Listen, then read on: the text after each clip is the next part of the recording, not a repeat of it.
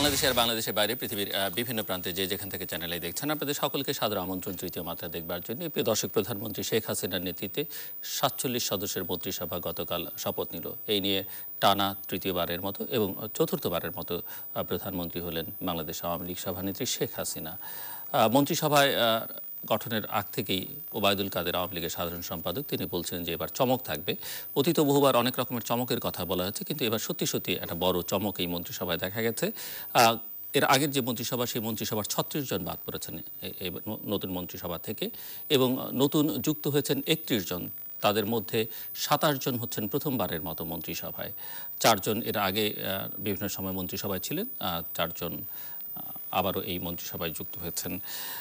সব মিলিয়ে এই মন্ত্রিসভায় অনেকেই বলছেন যে তারুণ্যের একটা প্রাধান্য আছে, নতুনদের একটা প্রাধান্য আছে এবং এই মন্ত্রিসভায় শরিকরা মহাজোটের যে শরিক দলগুলো সেই দলগুলোর থেকে প্রতিনিধিত্ব আগে ছিল, কিন্তু এবার এই মন্ত্রিসভায় কোনো শরিকের প্রতিনিধিত্ব নেই।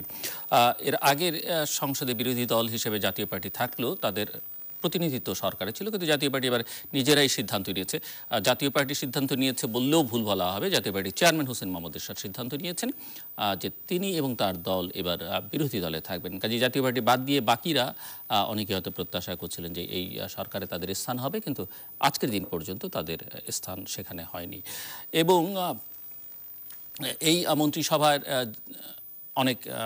অনেকে আছেন যারা ৭১-এর মুক্তিযুদ্ধে মহান মুক্তিযুদ্ধে অংশ নিয়েছেন, কিন্তু মুক্তিযুদ্ধের সামনের সারির বা মুক্তি সংগ্রামের সামনের সারির যে মানুষ, যে প্রজন্ম, মুক্তিযুদ্ধের প্রজন্ম যাদেরকে বলা যেতে পারে নেতৃত্বের প্রজন্ম, তাদের প্রায় সকলেই অনুপস্থিত। তাদের কেউই এই মন্ত্রিসভায় আসলে নেই, সবাই বাদ পড়েছেন। তারা আওয়ামী লীগের হন কিংবা অন্য দলের হন। সব মিলিয়ে মন্ত্রিসভাটি আসলে এখন পর্যন্ত আওয়ামী লীগের মন্ত্রিসভা। কেমন হলো মন্ত্রিসভা, কেমন হলো এই নতুন সরকারের সামনে চ্যালেঞ্জ কি, এবং যে নির্বাচনটি হয়ে গেল সেই নির্বাচনটি কেমন হলো, এইসব বিষয় নিয়ে কথা বলবার জন্য দুজন সম্পাদক রয়েছেন আমার সঙ্গে স্টুডিওতে। আমার বায়ে বসা আছেন বাংলাদেশ প্রতিদিনের সম্পাদক নঈম নিজাম, ডানে রয়েছেন ভোরের কাগজ সম্পাদক শ্যামল দত্ত। স্বাগত আপনাদের দুজনকে স্টুডিওতে। নঈম নিজাম, আপনাকে দিয়ে শুরু করি। কেমন হলো মন্ত্রিসভা? না, মন্ত্রিসভা খুবই ভালো এই কারণে পরিবর্তন একটা বড় দরকার থাকে। কখনো কখনো পরিবর্তন নতুনত্বকে দেয়, কখনো কোনো মানুষের চাহিদার নতুন একটা জায়গা তৈরি করে। আমরা যদি দেখি ২০০৯ থেকে ২০১৩ মানে ২০১৪-এর প্রথমার্ধে যে সরকার গঠন হলো তার আগ মুহূর্তে যে মন্ত্রিসভা ছিল সেখানে সকল ক্ষেত্রে অনেকগুলো যারা মন্ত্রী ছিলেন তাদেরকে সমানে বাদ দেওয়া হলো তখন, এবং প্রবীণকে একটা নতুন অধ্যায় তৈরি করার জন্য অভিজ্ঞ দক্ষ মানুষদের তখন নিয়ে আসা হলো এবং তারা তাদের একটা সাফল্যর বেশিরভাগে, আমি বলবো যে অলমোস্ট সবাই বেশিরভাগ একটা সাফল্য দেখানোর চেষ্টা করেছেন এবং সফলও হয়েছেন। সেখানে তোফায়েল আহমেদের মতো প্রবীণ কিংবা আমির হোসেন আমর মতো প্রবীণ যেভাবে তাদের মন্ত্রণালয়গুলোকে সফল করে তুলেছিলেন, আবার মির্জা আজমের মতো নবীন তারাও কিন্তু তাদের মন্ত্রণালয়কে সাফল্য দেখানোর সুযোগ পেয়েছিলেন।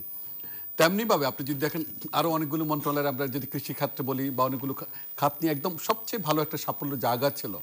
এবার কিন্তু হয়তো একটু চ্যালেঞ্জটা অন্যরকম, মানে এই বিশাল জয়ের পর হয়তো সরকারের মধ্যে চিন্তাটুকু এটুকুই তৈরি হয়েছে, ঠিক আছে নবীন একটা গ্রুপ তৈরি হয়ে আসুক, নতুন মুখ বেরিয়ে আসুক, এবং নবীনকে সামনে নিয়ে আসার মধ্যে থেকে সরকার হয়তো চ্যালেঞ্জটুকু গ্রহণ করলো। আমি বলবো যেটা একটা বড় চ্যালেঞ্জ কিন্তু, এবং এই চ্যালেঞ্জটুকু এই কারণেই, কারণ যে সাফল্যের যে জায়গাগুলো যারা ছিলেন তারাও কিন্তু এবার নাই। আপনি যদি হিসাব করেন যাদেরকে সফল মন্ত্রী হিসেবে দেখা হতো তারা কিন্তু এবার জায়গা পান নাই বা ঠাঁই পান নাই। তার মানে হলো এটার অর্থ দাঁড়ালো এই কারণে যে আরেকটা সরকার চ্যালেঞ্জ গ্রহণ করে দেখাচ্ছে যে বড় চ্যালেঞ্জের জায়গাটুকু হচ্ছে যে আগামীতে যেই অগ্রাধিকার খাতগুলো সরকারের বাস্তবায়ন করতে হবে, মানুষের মধ্যে যে একটা আশার আলো তৈরি হয়েছে, যত বেশি আসন তত বেশি আশাবাদ জনগণের মধ্যে সৃষ্টি হয়েছে। জনগণ বিশ্বাস করে যে মানুষ সরকারকে যেই চ্যালেঞ্জগুলোর জন্য এই বসিয়েছে আবার এই বিশাল বিজয়ের মধ্যে থেকে সেটা তারা নতুন করে উত্তীর্ণ হওয়ার চেষ্টা করবে। সেই উত্তীর্ণ হওয়ার জন্য আরেকটি নতুন টিম, এবং একদম সবচেয়ে অতীতেও দেখা গিয়েছিল যে প্রবীণ চলে যায়, নবীন হয়তো দায়িত্ব নেয়। সেই দায়িত্বটুকু কতটুকু, সেই চ্যালেঞ্জটুকু একটা বিশাল, এবং বিশাল মাপের আমি এই কারণে বলবো যে কারণ একটা ঝুঁকিপূর্ণও বলতে পারবো। আরেকটি কারণে সেটা হলো যে কতটুকু পারবে কতটুকু পারবে না এটা সময় বলে দেবে। কিন্তু সরকার যে সবচেয়ে বড় জায়গাটা এখানে যেটা দাঁড়িয়েছে যে শেখ হাসিনা ইতিহাস করলেন, তিনি চতুর্থবারের মতো আসলেন বাংলাদেশে, এটাও কিন্তু একটা ইতিহাস এবং বিশ্ব ইতিহাসে রেকর্ড করতে যাচ্ছেন বাংলাদেশের প্রাইম মিনিস্টার হিসেবে তিনি। আপনি এখন যে চ্যালেঞ্জগুলো তাকে বাস্তবায়ন করতে হবে, সবচেয়ে বড় চ্যালেঞ্জের জায়গাটুকু আর্থিক খাতকে শৃঙ্খলা ফিরিয়ে নিয়ে আসা। চ্যালেঞ্জ আমরা একটু পরে আমি এটুকু বলছি, আপনি ধরেন সুশাসনের জায়গাটুকু সরকারকে চ্যালেঞ্জের জায়গা নিতে হবে, সুশাসন জায়গাটুকু আনতে হবে, শেয়ার বাজারের জায়গাটুকু আবার চাঙ্গা করার বিষয় থাকতে পারে, আপনার ব্যাংকিং খাতকে আবার একটা শৃঙ্খলা ফিরিয়ে নিয়ে আসা, অগ্রাধিকার খাতের কাজগুলোকে এগিয়ে নিয়ে যাওয়া। এই জায়গাটুকু এই মন্ত্রিসভা কতটুকু করতে পারবে, কতটুকু পারবে না, সেই চ্যালেঞ্জটুকু আমরা দেখতে চাই। আমার কাছে মনে হয় সময় বলে দিবে কে কতটা ভালো করবেন, কতটা। আপাতত আমরা আশাবাদ রাখতে চাই, পজিটিভ জায়গা রাখতে চাই এবং পজিটিভ চোখে দেখতে চাই। মিস্টার শ্যামল দত্ত। না, অবশ্যই এই মন্ত্রিসভার মধ্যে অনেকগুলো সিগনিফিকেন্স আছে আমার মনে হয়। এর মধ্যে একটি হচ্ছে যে প্রধানমন্ত্রী মানে মুক্তিযুদ্ধ পরবর্তী একটি প্রজন্মকে সামনে নিয়ে এসছেন, যাদেরকে আমরা দীর্ঘ 5 দশক রাজনীতিতে খুব সক্রিয় দেখেছি, সেখান থেকে সরে এসে আরেকটি জায়গায় দলকে নিয়ে যাওয়া, তার চেষ্টাটা দেখা গেছে এখানে। আমি যদি বলি যে ধরুন এবং একবারে পুরোপুরি কিন্তু মানে হ্যাঁ, এবং যারা যারা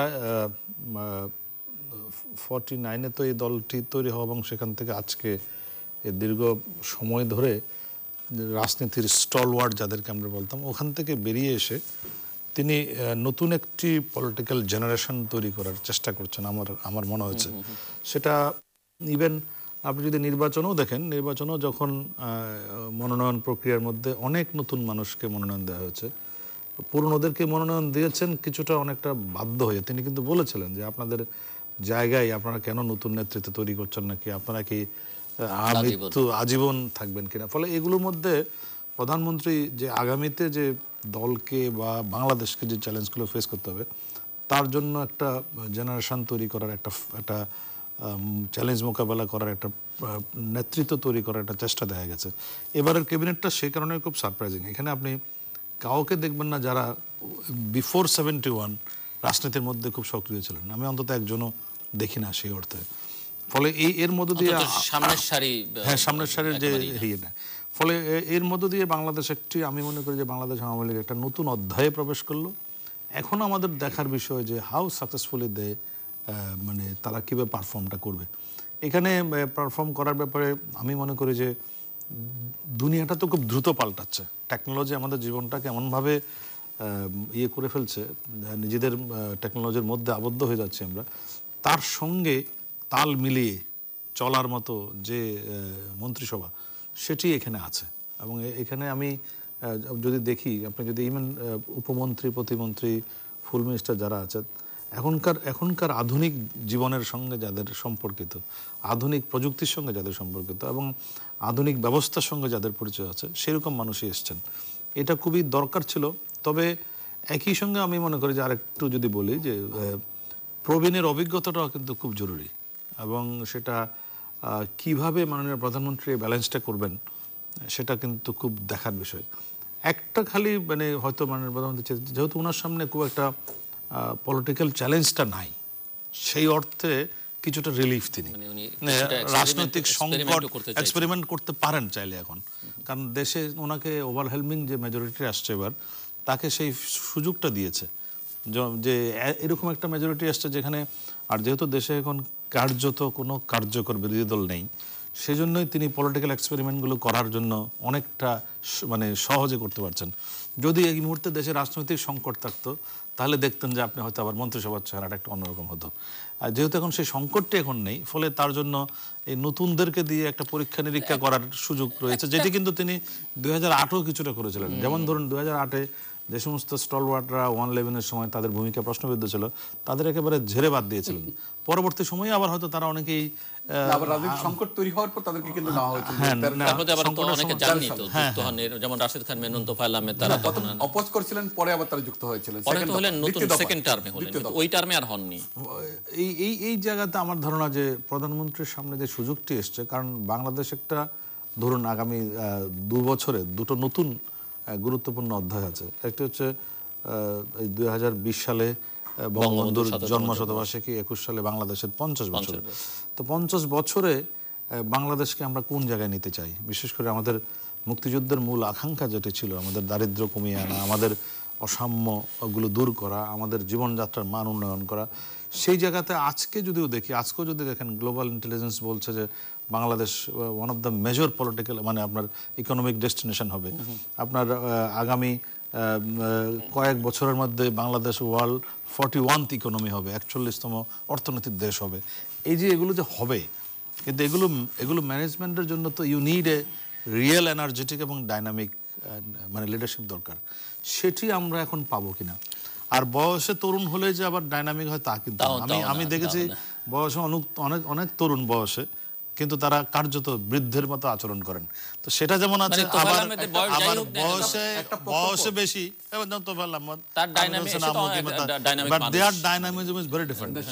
দক্ষতাটা এখানে বড় দরকার হলো বাস্তবায়নের জন্য। একটা প্রকল্প তো গ্রহণ করলে হবে না, সেটা বাস্তবায়নের জন্য আমাদের এখানে এই জায়গা আমার একটা বড় চ্যালেঞ্জ আমার মনে হয় কি যে বাস্তবায়নের জন্য আমাদের এখানে এখনো আমলাতন্ত্র। আমি এই প্রশ্নটা আসতেছিলাম যে ইনএক্সপেরিয়েন্স তারা প্রশাসনে সেই অর্থে মানে দল করা আর সরকারে থাকা প্রশাসন চালানোর মধ্যে তো একটা পার্থক্য আছে। যে অনেকেই মনে করে থাকেন যে গত 15 বছর ধরে দল, সরকার, প্রধানমন্ত্রী তার একক নেতৃত্বে চালাচ্ছেন, তার আসলে তার বুদ্ধি, বিবেচনা, পরিকল্পনা যাই বলি না কেন সবটাই তার। সেই কারণে অন্য কারা কি থাকলো না থাকলো সেটি খুব একটা গুরুত্বপূর্ণ ওনার কাছেও হয়তো মনে হয় না। আবার আরেকটা ধারণা অনেকের মধ্যে আছে যে সবকিছু এখন অনেক আমলা নির্ভর, যেটি আপনি তুলছিলেন, আমলা নির্ভর হয়ে গেছে। সো আমলা নির্ভর হয়ে যাওয়ার কারণে আসলে এই রাজনৈতিক নেতৃত্ব খুব একটা গুরুত্বপূর্ণ। এটা ঠিক, আমরা সিভিল এন্ড মিলিটারি ব্যুরোক্রেসির উপরে অনেকখানি নির্ভরশীল হয়ে গেছে, এটা ঠিক না। এবং সেখানে অনেকে মনে করে যে ওই সিনিয়র বা অন্য যাদের নাম আপনার উল্লেখ করছেন তারা হয়তো অত তাদেরকে ডমিনেট করা সম্ভব হতো না। এই মন্ত্রী একটা বিষয় সামল, একটা রাজনৈতিক ইস্তেহার যদি বাস্তবায়ন করতে হয় তাহলে রাজনৈতিক দক্ষ মানুষদের বেশি দরকার। কেন? সেটা মানুষের প্রতি যে কমিটমেন্টে যাগুলো আমাদের রাজনীতিবিদদের শেষ পর্যন্ত কিন্তু আমি ওই জায়গাটাতেই বলছি, এই যে দক্ষতার একটা বড় ব্যাপার।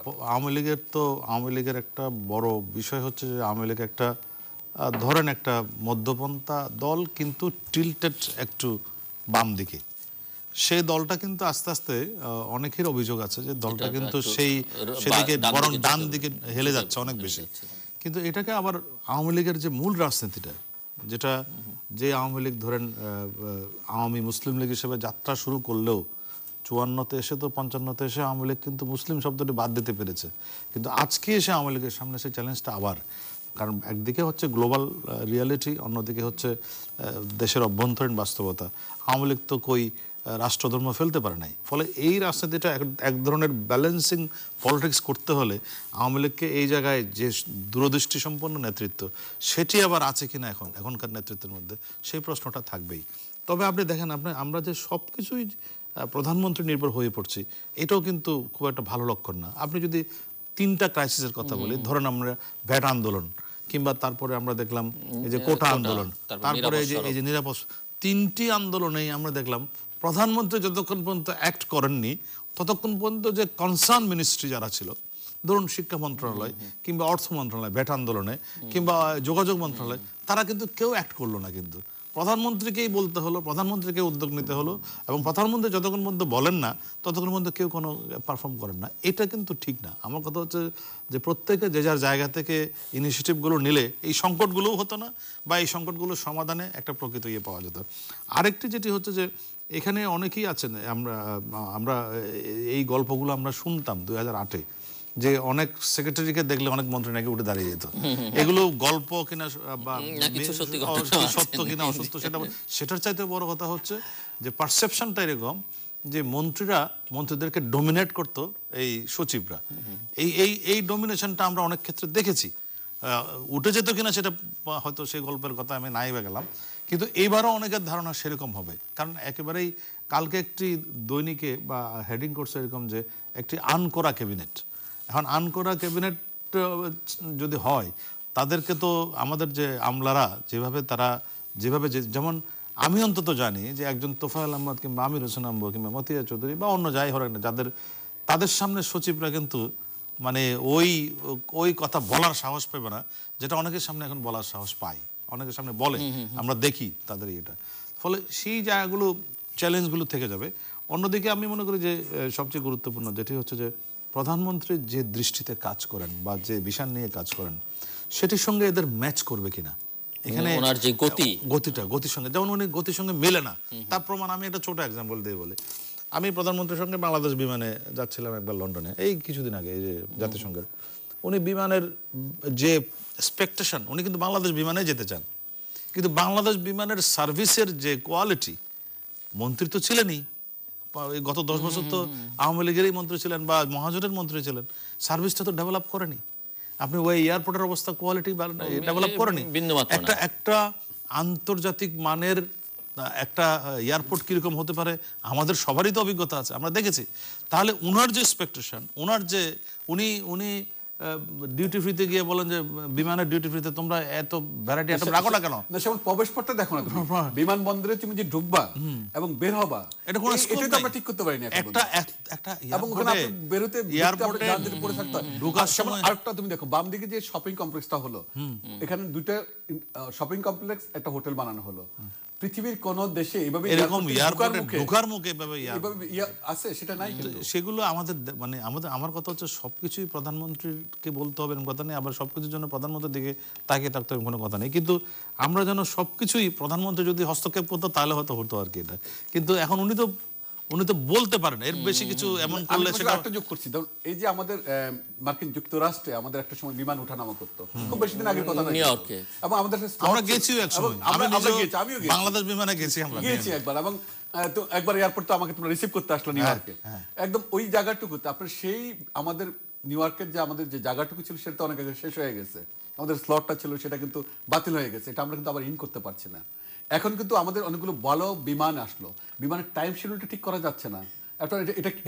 এটা হচ্ছে টাইম শিডিউল ছাড়া হচ্ছে আমাদের সিকিউরিটি ব্যাপারটা not up to the mark. কিন্তু সেটা ডেভেলপ করতে পারবো না কেন?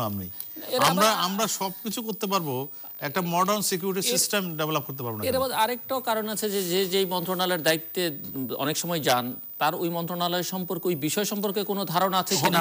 এবং শাহজাহান কামাল মন্ত্রী ছিলেন, তিনি তো এসে যে বড় বড় কথা বলেন, তার আগে যে রাশেদ একটা প্রথমে মন্ত্রিত্ব নিয়ে উনি বললেন যে আমি জীবন দিয়ে দিই, রক্ত দিয়ে দিব। আরে রক্ত কেন দিতে হবে একজন মন্ত্রীকে? রক্ত দেওয়ার দরকার নেই, আপনাকে সার্ভিস দিতে হবে, সার্ভিসটা দেন। আপনি জনগণের সঙ্গে যে আমরা তো পৃথিবীর অন্যান্য এয়ারপোর্টে যখন যাই, আমাদের ইমিগ্রেশন হওয়ার আগেই আপনার এর মধ্যে বেল্টে লাগেজ চলে যায়। আমার এখানে 2 ঘন্টা দাঁড়িয়ে থাকতে হবে। আমার এখানে কেন আসে না? এই জায়গায় খুঁজে বের করতে হবে আমার কোথায় সমস্যা।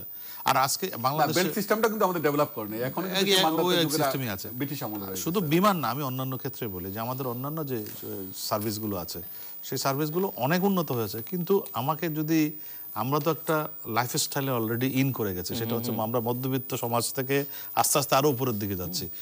তখন ওটার সঙ্গে ম্যাচ করে আপনার তো সমস্ত কিছু ডেভেলপ করতে হবে। আপনার যোগাযোগ ব্যবস্থা, আমার ট্রেনটা ভালো হতে হবে, আমার ট্রেনের বাথরুমটা ভালো হতে হবে, আমার বিমানবন্দরের বাথরুমটা ভালো হতে হবে, আমার সামগ্রিক জীবন, যেমন সড়কে, যেমন এই যে ঢাকা শহরের কথা বলি, যে ঢাকা শহরে যে বসবাসের, আমাদের তো অনেক মন্ত্রী দেখলাম, পূর্তমন্ত্রী, কেউ তো এই জিনিসগুলো করলো না। ওই যে বলে বাথরুমগুলো ভালো, তো আপনি একটা গভর্নমেন্ট হাসপাতালে যান, দৃশ্যটা কি? আপনি রিয়েল কোন ব্যবস্থা আছে? মানুষ অসুস্থ হবে ওই হাসপাতালে গেলে, আপনি ওখানে কি একটা বাথরুম ঢোকার মতো অবস্থা আছে? বিমানবন্দরের বাথরুমে কেউ গেলে, কোনো বিদেশি গেলে, সে এই দেশ সম্পর্কে ধারণা তার একটা বিমানবন্দর আপনি দেখুন, এখানে ইঁদুর হাঁটতেছে, এখানে বিড়াল হাঁটতেছে, এখানে মশার অবস্থা, এবং সকল তেলাপোকার ঘুরতেছে। আরেকটা হলো, আপনি, আমরা তো সবাই বিদেশ যাই, এখানে আমরা যারা বসে আছি, আপনি দেখবেন, আপনি যখন এই আগে মানে অনেক এই যে ডলার কেনা বেচাটা, আপনি যেখানে বেল্ট, সেখানে ডলার কেনা বেচা কোথায় আছে? আপনি যখন বেরিয়ে আসবেন, কাস্টমস যখন আপনি বেরিয়ে আসার পরে আমরা ডলার চেঞ্জ করার সুযোগটা পাই সারা পৃথিবীর সকল এয়ারপোর্টে। এখানে এত বেশি আমাদের বিক্রি করে দেওয়া হয়েছে, ভিতরে ওরা ডাকে এই ভাই আসেন। আরে ওটা কি? আমি কথা হতে পারে, সিস্টেমগুলো আমরা ডেভেলপ করতে পারছি। নিজাম, অন্য আরেকটা প্রসঙ্গে, যে মানে এই মন্ত্রিসভায় দেখা যাচ্ছে যে, যদিও আমরা জানি যে প্রধানমন্ত্রীর পরিবারের, উনি অবশ্য নিজে পরিবারের যে সংজ্ঞা সংসদে দাঁড়িয়ে দিয়েছিলেন সেখানে অনেক কম, কিন্তু আত্মীয় স্বজন মিলে বেশ কয়েকজন আছেন। কিন্তু মন্ত্রিসভায় এবার একেবারেই স্বজনদের কোনো স্থান নেই, এটি একটি দিক। দ্বিতীয়ত দিক হচ্ছে যেটি, যে ইফিসিয়েন্সির প্রশ্ন যদি বলি, 4 জন অতীতে এবং 9 জন বোধহয় গত মন্ত্রিসভায় ছিলেন, এরকম আছেন। কিন্তু ইফিসিয়েন্সির অর্থে একেবারেই ব্যর্থ ছিলেন এরকম মন্ত্রী কিন্তু এবার ফিরে এসছেন। এটি দুর্নীতির অভিযোগ যদি বলি, আমরা 2008 সালে যখন 9 সালে মন্ত্রিসভা হয়, তখন একটা ক্লিন ইমেজের লোকজনকে সবাইকে মন্ত্রী করা হলো, এবং দেখা গেল যে সেই ক্লিন থাকতে পারেন নাই, এবং বামপন্থী ব্যাকগ্রাউন্ডের মন্ত্রী এসেও দেখা গেছে চরম দুর্নীতিবাজ হিসেবে পরিচিত হয়েছেন। তো সেখানে এই মন্ত্রিসভা কারো কারো বিরুদ্ধে একটা পারসেপশন আছে যে তারা যথেষ্ট পরিমাণে দুর্নীতিবাজ, খুব বেশি না, না, কারণ এটা বাকিরা তো খুব দুর্নীতি কম। করবার সুযোগই পাননি। এটাই কারণ আমি ভালো কাজ করবার এই যে সুযোগ আমি পায়নি। ভালো ততক্ষণ ভালো যতক্ষণ আমি সুযোগ পেলাম না। সুযোগ পেলাম না। সুযোগ পাওয়ার পর কত পার্সেন্ট মানুষ ভালো থাকতে পারেন, কত মানুষ তার দক্ষতা এবং এফিসিয়েন্সি দেখাতে পারেন, এটা বড় ব্যাপার। শেখ হাসিনাকে এখানে বড় প্রশংসার জায়গাটা কি, তিনি তার পরিবারের কাউকে মন্ত্রী করেননি। এটা একটা বড় দৃষ্টান্ত আমাদের বাংলাদেশের রাজনীতির জন্য, বাংলাদেশের আগামীর জন্য। এবং সেখান থেকে তিনি হয়তো এমনভাবে একটা অবস্থান তৈরি করলেন যে কেউ যদি ব্যর্থতার পরিচয় দেয় তাকে রাখা হবে না, কেউ যদি অনিয়ম করে তাকে রাখা হবে না। আমি গত মন্ত্রিসভার ক্ষেত্রে যেটা ঘটেছিল, অনেক সময় দেখা গেল অদক্ষতা থাকার পরও মন্ত্রিসভা পরিবর্তন করা হয়নি। আপনি নরেন্দ্র মোদীর মন্ত্রিসভার দিকে যদি আমরা তাকাই, এর মধ্যে কয়েক দফা তিনি পরিবর্তন করলেন, তিনি বারবার চেঞ্জ করলেন। এমনকি আমাদের একজন সাংবাদিক, সে অভিযোগ প্রমাণিত না হওয়ার পরও এমজে আকবরকে তিনি সরে যেতে বাধ্য হলেন। এই যে একটা অবস্থানটা আপনি দেখেন, সামান্য ঘটনার পরেও অনেকগুলো পরিবর্তন দৃষ্টান্ত থাকে। বাংলাদেশের সবচেয়ে বড় রেওয়াজটার জায়গাটুকু যেখানে থাকে, তিনি অদক্ষ হন আর তিনি বিতর্কিত হন, তাকে কিন্তু বাদ দেওয়া হয় না। এই বাদ দেওয়ার দৃষ্টান্ত আমরা মনে করি এবার মন্ত্রিসভার ক্ষেত্রে সরকার সেটি দেখানোর চেষ্টা করবেন, এবং সেখানে দেখানোর চেষ্টা করবেন এই কারণেই যে একটা এক্সপেরিমেন্ট, একটা যেটা সামন্ত উল্লেখ করলেন, আমি তার সাথে একমত, এক্সপেরিমেন্টাল পার্টটা একটু বেশি হয়ে গেছে। কিন্তু সেই জায়গাটুকু আমরা দেখতে যাই, সরকারের সফলতাটা যখন কার্যকর হবে তখন এগুলো আর থাকবে না। কারণ এবার কিন্তু সরকারের চ্যালেঞ্জটা অনেক বেশি, অনেক বেশি এই কারণেই, কারণ গত 10 বছরে আপনি যে উন্নয়নের একটা নবদিগন্ত তৈরি করলেন, আপনার সামনে চ্যালেঞ্জটুকু ততটাই বেশি, মানুষের আশাবাদটা এত বেশি তৈরি হলো যে এই সরকার অনেক বেশি কাজ করবে।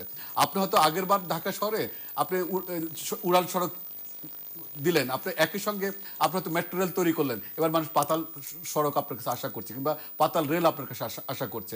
মানুষ প্রত্যাশার জায়গাটুকু তৈরি করছে, আপনি কর্ণফুলী টানেল তৈরি করছেন, হয়তো বুড়িগঙ্গ আপনার আরেকটা টানেল তৈরি করবেন।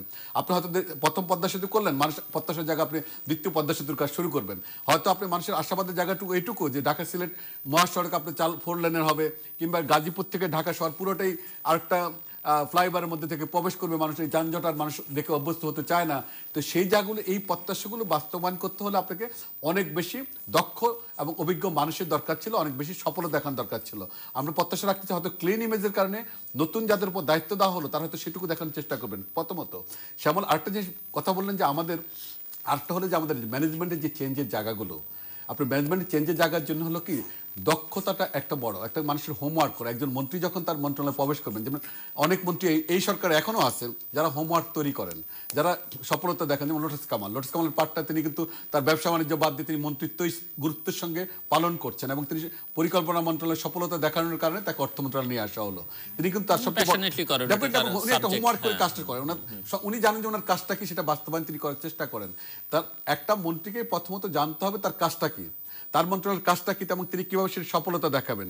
আপনি একটা মন্ত্রণালয়কে যদি ইউটার্ন দিতে চেষ্টা করেন, তাহলে আপনাকে সেই পরিমাণ মেধাটা নিয়ে কাজ এবং এই লক্ষ্যে পৌঁছবার জন্য তিনি কাজও করছেন, এবং সেটা এখনো ড্রিমও ছিল, এটাও কাজ করে চলছেন, এবং একটা ড্রিম ছিল, তার স্বপ্ন ছিল, স্বপ্ন দেখা।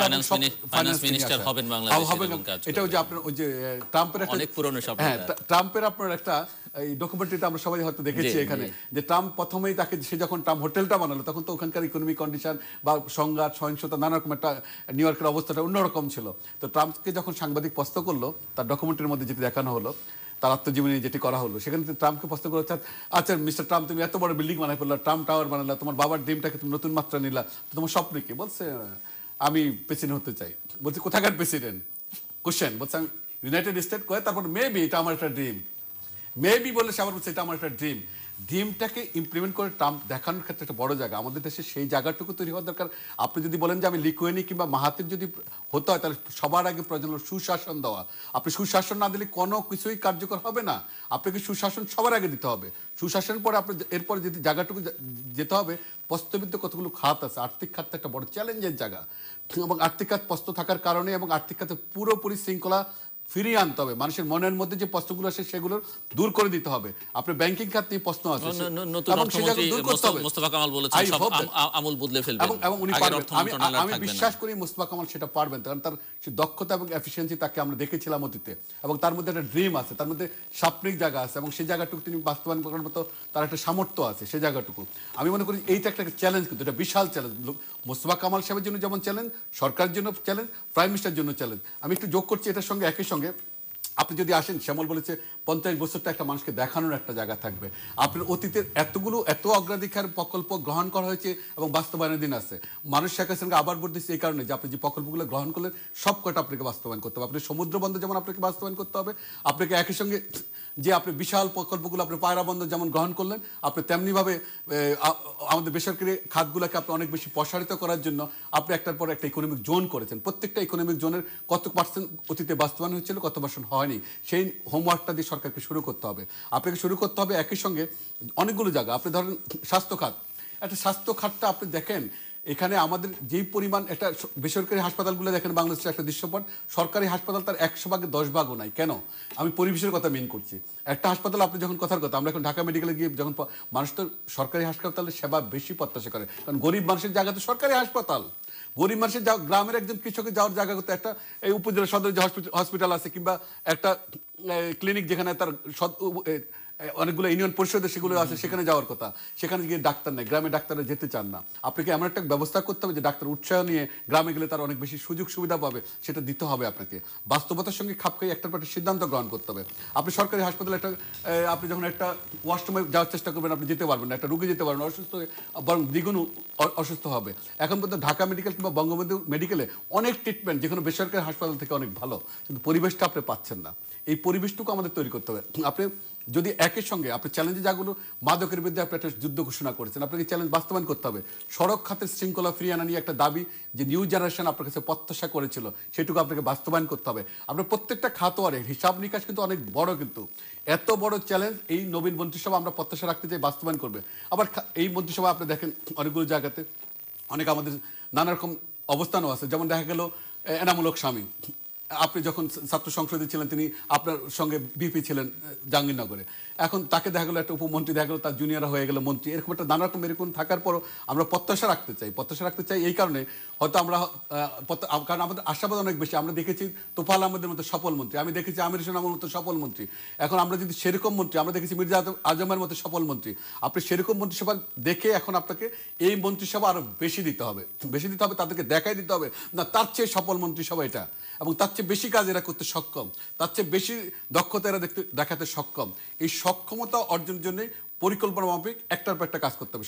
এবং সরকারি খাতের পাশাপাশি বেসরকারি খাতের যে বিশাল বিকাশ, এই বেসরকারি খাতের বিকাশ এখন শতভাগ ব্যবসায়ী সমর্থন দিয়েছিল এই সরকারকে। এই সরকারের অনেকগুলো জায়গা শতভাগ প্রফেশনাল পেশাজীবীরা সমর্থন দিয়েছিল, শতভাগ আমি বলবো যেটা বড় অংশ, মানে মেজরিটি পার্টটাই যারা শো করে একটা সরকারের সামনে এসে বলেছিল আমরা আপনাকে সমর্থন দিলাম। কেন দিলাম? আগামীর বাংলাদেশকে আপনি পরিবর্তন করে দেবেন। আগামী বাংলাদেশকে পরিবর্তন করার জন্য যে মানুষগুলো যে আপনার কাছে আশাবাদ ব্যক্ত করে সমর্থন জানিয়েছে এবং এক সিটিআর সরকারকে ভোট দিয়ে আজকে যে জায়গা তৈরি করেছে, আপনি প্রত্যেকটা মানুষের আশার আলোটুকু দেখাতে হবে। আপনি এখনই দুদিন আগে যে শ্রমিকরা, আমি তো দুদিন ধরে দেখছি শ্রমিকরা রাজপথে, আরে আপনি কি একটা লোক গিয়ে কথা বলবেন তাদের সঙ্গে? গার্মেন্টস শ্রমিক, তাদের মালিকদেরকে ডেকে বলতে হবে ওদের প্রবলেম সলভ করো, আজকে তাদের সমাধান করতে হবে। তাদের কিন্তু আপনি জোর করে উঠাই দিবেন হবে না, সে আপনাকে ভোট দিয়েছে, তার রাইট আছে, এই মুভমেন্টটা সে করছে তার রাইট আছে, তাহলে আপনাকে মালিককে ডেকে বলতে হবে এবং দুই পক্ষে যাতে ধ্বংস না হয়। নতুন বাণিজ্য মন্ত্রী এসেছেন, তিনি অবশ্যই আমরা সেই জায়গাটুকু রাখতে চাই, তিনি নিজেও বিজেপি প্রেসিডেন্ট ছিলেন এবং অনেক আমরা দক্ষতাটা দেখতে চাই, কিন্তু জোর করে নয়, আলাপ আলোচনার মধ্যে সংকট করতে হবে। একই সঙ্গে আমি শেষ করছি এইটুকু বলে যে বাংলাদেশে আপনার প্রতিহিংসার জায়গাটুকু আর রাখা যাবে না, সবার প্রতি সমান্তরাল একটা আচরণ করতে হবে। জি, শুনবো, সেই প্রসঙ্গে যাবো। শ্যামল দত্ত, একটু মন্ত্রণালয় ভিত্তি ধরে যদি কিছু আলোচনা আপনি করতে চান, ভালো মন্দ আপনার অবজারভেশন আছে, যেমন কিছু অর্থ মন্ত্রণালয়ের কথা তো নঈম নিজাম বললেন, অনেকগুলো গুরুত্বপূর্ণ মন্ত্রণালয় যেগুলোর দিকে আমার আপনার বা অনেকেরই দৃষ্টি থাকে, যেমন পররাষ্ট্র মন্ত্রণালয়, হোম মিনিস্ট্রি, স্থানীয় সরকার এবং আরো অনেকগুলো। যদি আপনি যেখান থেকে যতটুকু বলতে চান। প্রথমেই বলি যে চ্যালেঞ্জটা আমি দেখতে পাচ্ছি সেটি হচ্ছে যে মাননীয় প্রধানমন্ত্রী এবারের ক্যাবিনেটে অনেক আঞ্চলিক নেতাদেরকে গুরুত্ব দিয়েছেন। ওবায়দুল কাদের যিনি গতকাল বলেছেন যে অঞ্চলে অনুন্নত সেখানকার, সেটা ঠিক আছে, সব জায়গায় হয়নি, গ্রেটার নোয়াখালীতে একদম মাত্র মন্ত্রী, সেটা একদিক থেকে ভালো, কিন্তু একদিক থেকে আবার একটা চ্যালেঞ্জটা হচ্ছে যে এই আঞ্চলিক নেতারা, মন্ত্রী কি শুধু তার নিজের অঞ্চল দেখার জন্য কি? আমি সেটা বলছি না, আমি তাদের প্রতি শ্রদ্ধা রেখে বলছি, তারা এখন পুরো বাংলাদেশের যে ড্রিম, যে স্বপ্নের জায়গাটি, সেটির সাথে কতখানি ম্যাচ করে কাজ করতে পারবেন সেটা নিয়ে হয়তো একটা তাদের জন্য একটা বড় চ্যালেঞ্জ থাকবে। আর দ্বিতীয়ত আমি মনে করি যে যেটি প্রত্যেকটা মন্ত্রীর একটা রিপোর্ট কার্ড থাকা উচিত, যে একজন মন্ত্রী হলেই যে 5 বছর, যেটি নঈম কিছুটা উল্লেখ করেছে, 5 বছর কেন তাকে রাখতে হবে? আপনি প্রথম 1 বছর তাকে মূল্যায়ন করেন যে what initiative he has taken, কি উদ্যোগটা নিয়েছে তার মন্ত্রণালয়কে। তারপরে 1 বছর পরে আপনি বলেন যে ভাই তুমি তো পারফর্ম করতে পারছো না। আজকে অবশ্য ওবায়দুল কাদের তার কিছুটা ইঙ্গিত দিয়েছেন যে প্রত্যেক মন্ত্রী যে পুরো মেয়াদ থাকবে না, কোনো কথা নেই, পারফরমেন্সের ভিত্তিতে দেখা হবে। যেখানে আমাদের ধরেন আমাদের এই মুহূর্তে চ্যালেঞ্জগুলো, যেটা আপনি খাতওয়ারি বললেন, যেমন ধরুন আমাদের কতগুলো অর্জন হয়ে গেছে, বিদ্যুৎ খাতে আমাদের ভালো অর্জন হয়েছে, আইটিতে অর্জন হয়েছে, আমাদের টেকনোলজিতে, মোবাইল টেকনোলজিতে, কমিউনিকেশনে অনেক অনেক অর্জন হয়েছে, কিন্তু আমাদের বন্দরে এখনো পর্যন্ত অনেক সমস্যা রয়ে গেছে, আমাদের বাণিজ্যে এখনো সমস্যা রয়ে গেছে, আমাদের জব মার্কেট তৈরিতে এখন অনেক সমস্যা রয়ে গেছে, আমাদের অর্থনীতির সুশাসনের অভাব আছে, ব্যাংকিং খাতের সুশাসনের অভাব আছে। এখন এইগুলোকে প্রায়োরিটি দিয়ে এবং আপনার মেগা প্রজেক্টগুলোকে যথাসময়ে বাস্তবায়ন করা। আমাদের এখানে বড় সমস্যা হচ্ছে আমি বড় প্রজেক্ট নিই কিন্তু সেটা ঠিক সময়ে বাস্তবায়ন হয় না। আমরা এখনো শুনি যে আমাদের মেট্রো রেলের অবস্থা অগ্রগতি ভালো না, আমাদের এই যে আমরা যে এক্সপ্রেসওয়ে করছি তার অগ্রগতি আমি নিজে দেখেও বুঝি যে দিনের পর দিন একটা পিলারের কাজ হচ্ছে, এগুলো অথচ আমাদের মতো দেশে দ্রুত হওয়ার কথা, সেই কাজগুলো কথা। যেমন যে আমি নিজে পরশুদিন দেখে আসলাম আমাদের যে কর্ণফুলী নদীর নিচে টানেল হচ্ছে, সেই টানেলের কাজের অগ্রগতিও খুবই ধীরগতি। কারণ এগুলো আমাদের মতো দেশে, যেখানে আমরা প্রতিবেশী অনেক দেশও দেখি, সেখানে অনেক কম খরচে অনেক দ্রুত গতিতে এই ধরনের একই প্রকল্প বাস্তবায়ন, সময় বেশি লাগলে সময় বেশি লাগলে আরেকটা বড় জিনিস হয় কি, যে আপনি যে বেনিফিটটা আশা করে করছেন তখন সেটা আর হয় না। আর দ্বিতীয়ত সবচেয়ে বড় কথা, আমাদের এখানে কস্টটাকে আরো কমানো দরকার। আমাদের হিডেন কিছু কস্ট আছে, এই হিডেন কস্টগুলো যদি কমাতে পারি, নাহলে আমাদের এখানে কেন ফ্লাইওভার নির্মাণ পৃথিবীর সবচেয়ে বেশি হবে, বাংলাদেশে কি এমন বিশেষ বিষয় আছে যে কারণে কস্ট বেশি হবে, এগুলো আমার ধারণা কথা দরকার। আর দ্বিতীয়ত আমি মনে করি যে প্রধানমন্ত্রীর সততার যে জায়গাটি তিনি অর্জন করেছেন, তিনি এখন সারা বিশ্বে একজন সৎ নেত্রী হিসেবে, সৎ প্রধানমন্ত্রী হিসেবে তার সুনাম আছে। কিন্তু আমি কি বুকে হাত দিয়ে বলতে পারবো যে আমার মন্ত্রীরা ঠিক সমপরিমাণ সৎ বা সমপরিমাণ সৎ যারা এখন ক্যাবিনেটে এসছেন তারা থাকবেন? এই জায়গাতে ব্যালেন্সটা টানা দরকার, যে এবং এদেরকে বলা দরকার যে তোমার টার্গেট হবে মাননীয় প্রধানমন্ত্রীর মতো হওয়া, তোমার টার্গেট থাকবে অন্তত সেই দিকে লক্ষ্য রেখে কাজ করা। কিন্তু আমরা তো এগুলো মানে প্রকাশ্যে না হলেও অপ্রকাশ্যে সবাই জানেন কোন মন্ত্রীর সম্পদের পরিমাণ কি, এবং এগুলো নিয়ে নানা গুজব। আপনি শুধু মন্ত্রী থেকে বাদ পড়লেন, দিস ইজ নট এনাফ। আমার ধারণা যে সবার একটা জবাবদিহিতার সংস্কৃতি তৈরি করা, সম্পদই না, নানান জনের নানান জীবনের গল্প তো আছে। আমার কথা হচ্ছে সোশ্যাল মিডিয়ার কল্যাণে জানেন না তো এরকম কিছু নাই। এখানে এই জায়গাতে আমাদের একটা মানে গুরুত্বপূর্ণ বিষয় হচ্ছে প্রত্যেকের একটা জবাবদিহির সংস্কৃতি চালু করা। আর সবচেয়ে বড় কথাটা যে আমাদের এখন পলিটিক্সটা তো খুবই এখন একটা একপেশে হয়ে গেছে। We don't have balance in the parliament. রাজপথেও কোনো ভারসাম্য নেই, পার্লামেন্টেও ভারসাম্য নেই। এই রাজনীতিটা কিন্তু একদিকে যেমন সুবিধাজনক, একদিকে সুবিধাজনকটা বলি, এই সুবিধাটা হচ্ছে আপনি খুব নিরবিচ্ছিন্নভাবে, খুব শান্তিপূর্ণভাবে অনেকগুলো কাজ করে ফেলতে পারেন। কিন্তু আবার এটার জন্য বিপদ হচ্ছে যে আপনার কোনো কাজের প্রশ্ন করার কেউ নেই। এই জায়গাটি কিন্তু খুব গুরুত্বপূর্ণ, কারণ মানে ডেমোক্রেসিতে হচ্ছে প্রশ্ন আপনাকে ফেস করতে হবে, এবং প্রশ্নকে ফেস করার মতো আপনার নিজের ভিতরে সেই মানসিকতাটা থাকতে হবে, এবং প্রশ্নকে খুব কঠিন প্রশ্নকে খুব সাদরে এবং খুবই সহজে গ্রহণ করার মতো মানসিকতা থাকতে হবে। This is the democracy. কিন্তু আমাদের এখানে হচ্ছে যে আমরা কোনো ক্রিটিসিজমকে সহ্য করি না, আমরা কোনো ক্রিটিসিজমকে অ্যাকসেপ্ট করতে পারি না, আমরা কোনো ক্রিটিসিজমকে ওয়েলকাম করি না। এটা কিন্তু ডেমোক্রেসির জন্য ভালো না। আমি মনে করি যে এইটা নিজের ভিতরে যদি আপনি সেই প্রশ্নটা তৈরি করেন, আমি দেখতে চাইবো যে আত্মসমালোচনা করবে সরকারি দলের এমপিরা। খুলনাতে দেখো তুমি, প্রথমেই তো একটা ঘটনা। হ্যাঁ, তো এই জায়গাগুলো আছে। আমাদের বছরের প্রথম দিন আমরা দেখলাম একজন সাংবাদিককে হাত করে পড়িয়ে আপনি মানে এই করা গ্রেফতার করা হলো। এটা সাংবাদিক দোষ না, কিন্তু তখন দোষ ছিল না। দোষ থাকলেও আমার কথা, সাংবাদিকের যদি দোষীও হয় তাকে দেয়ার আর মেনি লস, অনেক আইন আছে তাকে শাস্তি দেওয়ার জন্য। কিন্তু আপনি কি মেসেজ দিলেন? বছরের প্রথম দিন হাত করা পড়া অবস্থায় সাংবাদিককে গ্রেফতার করে তারপর রিমান্ডও নিয়ে নেবেন, তার রিমান্ড মঞ্জুর করা হলো। আমার কথা হচ্ছে আমার ধরুন আমার কথা আপনি তাও আবার ডিজিটাল আইনে, যে আইনটার বিরোধিতা আমরা সবাই করছি, এবং তখন বলা হয়েছিল যে এটি সাংবাদিকদের বিরুদ্ধে ব্যবহৃত হবে না, কিন্তু হলো প্রথম দিন, এবং সরকারও গঠিত হলো না তার আগেই। তো এটা তো ভেরি ব্যাড সাইন। আমার কথা হচ্ছে এগুলোর ব্যাপারে আরো সহনশীল হতে হবে এবং আরো ভিন্ন এঙ্গেজমেন্ট বাড়াতে হবে। হ্যাঁ, মিডিয়ার সাথে যদি আমরা জানি যে বাংলাদেশে অনেক মিডিয়া দায়িত্বহীন অনেক আচরণ করেন, তাদের সাথে এঙ্গেজমেন্টটা বাড়ান। কোথায় সমস্যা? হ্যাঁ, সমস্যাটা এখানে বাংলাদেশে একসাথে অনেক মিডিয়ার ফ্লারিশমেন্ট ঘটে গেছে।